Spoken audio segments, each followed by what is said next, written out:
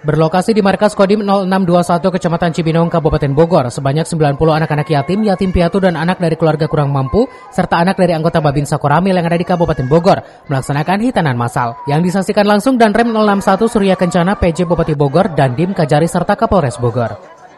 Kegiatan hitanan ini digelar dalam rangka merayakan Hari Kemerdekaan Republik Indonesia ke-79 yang melibatkan dokter hitan dari Rumah Sakit Salak dan Batalion 201 Jayayuda. Usai dihitan, selain mendapatkan bingkisan, anak-anak ini juga bisa bersuah foto dengan anggota TNI yang bersenjata lengkap, di mana di Hari Kemerdekaan kali ini Kodim sendiri ingin melaksanakan kegiatan yang bersentuhan langsung dengan masyarakat dan membantu meringankan beban masyarakat. Kegiatan sosial ini spontan mendapatkan respon positif dari masyarakat yang merasa terbantu dengan adanya kegiatan ini.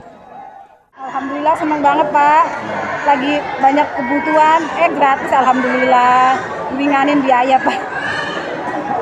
Katanya udah minta sunat, saya belum ada biayanya, bingung. Ada yang ngadain ini, alhamdulillah. Nah, itu bocahnya nurut lagi. Di Hari Kemerdekaan ini Kodim ingin melaksanakan kegiatan yang langsung bersentuhan dengan masyarakat, membantu meringankan beban masyarakat, khususnya di wilayah Kabupaten Bogor.